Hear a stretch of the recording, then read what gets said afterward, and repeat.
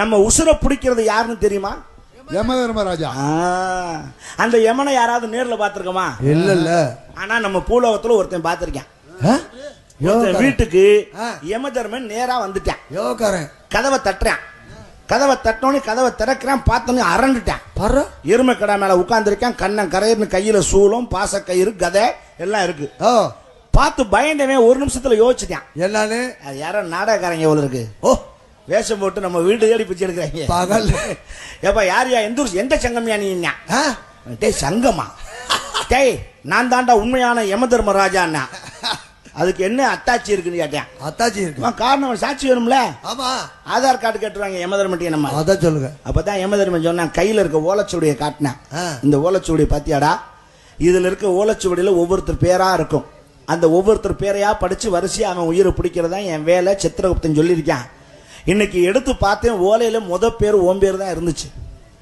ஆனா உன் உயிரை நான் இன்னைக்கு பிடிக்க மாட்டேன், நாளைக்கு தான் பிடிப்பேன். ஏன் தெரியுமா? நீ தர்ம காரியம் நிறைய பண்ணிருக்க. அதனால உனக்கு எச்சரிக்கை கொடுக்க வந்திருக்கேன். நாளைக்கு உன் உசுரை பிடிக்க போறேன். இன்னைக்கு நீ ஏதாவது உன் பிள்ளை குட்டிகளுக்கெல்லாம் செய்ய வேண்டியது இருந்தா செட்டில் பண்ணிக்கிடான்னார். ஆச்சரியப்பட்டேன். என் தெய்வமே, நீ உயிரை பிடிக்கிற ஆளா இருந்தாலும் ஒரு நாள் வாய்ப்பு கொடுத்தே. இன்னைக்கு என் வீட்டுல உனக்கு விருந்துட்டான். யமதர்மனுக்கு ஒத்துக்கிட்டான். யமனம் வடை பாயாசத்தோட சாப்பாடு ரெடி ஆகும். எல்லாம் ரெடியாகி தலைவாழை இலை போட்டு யமனை உட்கார வச்சு பரிமாறிட்டாங்க.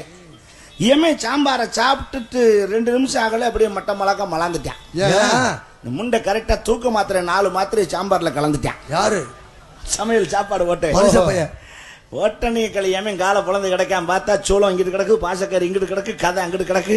இந்த மிச்ச சொத்தை எறும்பு கிடாதுன்னு விட்டு அது காலை புலந்து இப்படி கிடக்கு. எறும்பு மாடம் பார்த்தா நம்மள கொய்யால ஏன் உயிரை வாடி பிடிக்கிற நீ?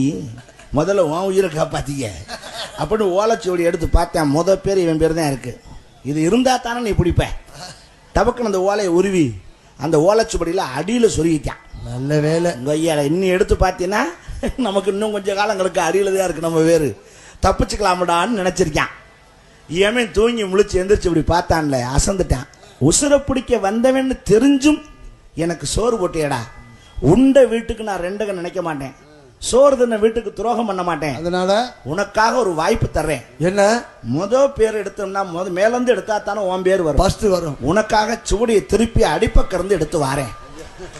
இன்னும் கொஞ்ச நாள் வாழ்ந்துக்கன்னா எங்கிட்டு வாழ்றது. அப்பதான் இவனுக்கு லேசா வகுத்தால போறது கசியுது. என்ன மக்களை போட்டான்டா நம்மளை ஏமேன். இதுல இருந்து என்ன தெரியுது? சாமியை நம்ம ஏமாத்த முடியாது. விதி வலியது. ஏன்னா இவன் மூடிக்கிட்டு பேசாம மேலேயே வச்சிருந்தான்னா ஏமே அடியில இருந்து எடுத்து வந்திருப்பான். இவனே கொண்டே கொடுக்குறான் பாரு அடியில வச்சு. அதுக்கு காரணம் என்னடான்னா, நீங்க எல்லாம் நினைக்கிறீங்க அந்த கோயில போய் சாமி கும்பிட்டா நம்ம பாவம் தீர்ந்துரும், இந்த குளத்துல குளிச்சா நம்ம பாவம் தீர்ந்துரும். தீரவே தீராது. நீங்க பிறக்கும் போது உங்க தலையில என்ன எழுதி அனுப்பிச்சானோ அந்த ரெக்கார்டை எவனாலும் அழைக்க முடியாது. நீங்க எங்க போனாலும் சேர்த்தா உங்களை ஒண்ணு கேட்கிறேன். பிறந்த உடனே உங்களை குளிப்பாட்டினது யாருன்னு உங்களுக்கு தெரியுமா? அது யாருக்கு தெரியும்? செத்ததுக்கு அப்புறம் உங்களை குளிப்பாட்ட போறது யாருன்னு தெரியுமா? அதெல்லாம் எப்படிங்க தெரியும்? இது பிறந்த உடனே குளிப்பாட்டினவனையும் தெரியாது, செத்ததுக்கு அப்புறம் குளிப்பாட்ட போறவனையும் தெரியாது. இதுல இடையில என்னடா காசியில குளிக்கிறேன், கங்கையில குளிக்கிறேன், காவேரி குளிக்கிறேன். முண்டை எங்க குளிச்சாலும் உன் பாவம் தீராது. செஞ்ச வினை செஞ்சதுதான், அதை அனுபவிக்கத்தான்.